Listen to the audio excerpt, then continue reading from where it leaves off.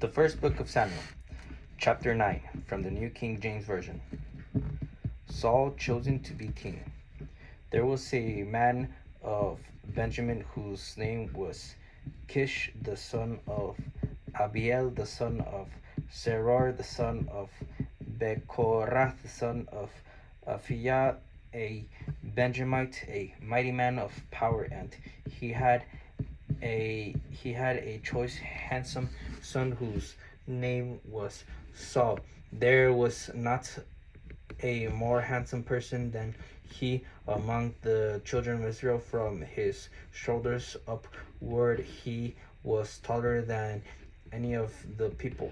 Now the donkeys of Kish, Saul's father, were lost, and Kish said to his son Saul, "Please take one of the servants with you, and arise, go and look for the donkey." So he passed through the mountains of Ephraim and through the land of Shalisha, but they did not find them. Then they passed through the land of Shalim, and they were not there. Then he passed through the land of the Benjamites, but they did not find them. Then they had come to the land of Suf. Saul said to his servant who was with him, "Come, let us return, lest my father cease caring about the donkeys and become worried about us." And he said to him, "Look now, there is in the city a man of God, and he is an honorable man. All he says surely comes to pass.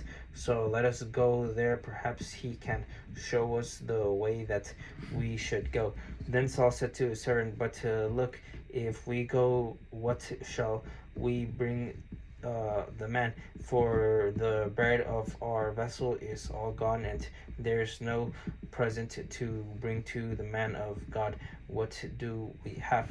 And the servant answered Saul again and said, "Look, I have here at hand 1/4 of a shekel of silver. I will give that to the man of God to tell us our way. Formerly in Israel, when a man went to inquire of God, he spoke thus: 'Come, let us go to the seer.' For he who is now called a prophet was formerly called a seer." Then Saul said to the servant, Well said. Come, let us go." So they went to the city where the man of God was. As they went up the hill to the city, they met some young women going out to draw water, and said to them, Is the seer here?" And they answered them and said, "Yes, there he is, just ahead of you.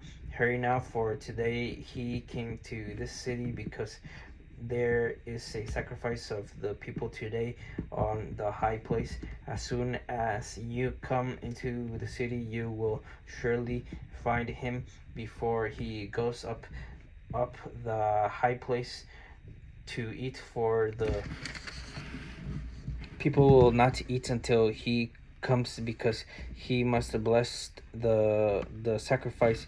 Afterward, those who are invited will eat. Now therefore go up, for about this time you will find him." So they went up to the city. As they were coming up to the city, there was Samuel coming up toward them on his way to the high place. Now the Lord had told Samuel in the ear the day before Saul came, saying, "Tomorrow about this time I will send you a man from the land of Benjamin, and you shall anoint him commander over my people Israel, that he may save my people from the hand of the Philistines. So I have looked upon my people, because their cry has come to me." So when Samuel saw, the Lord said to him, "There he is, the man of whom I spoke to you. This one shall reign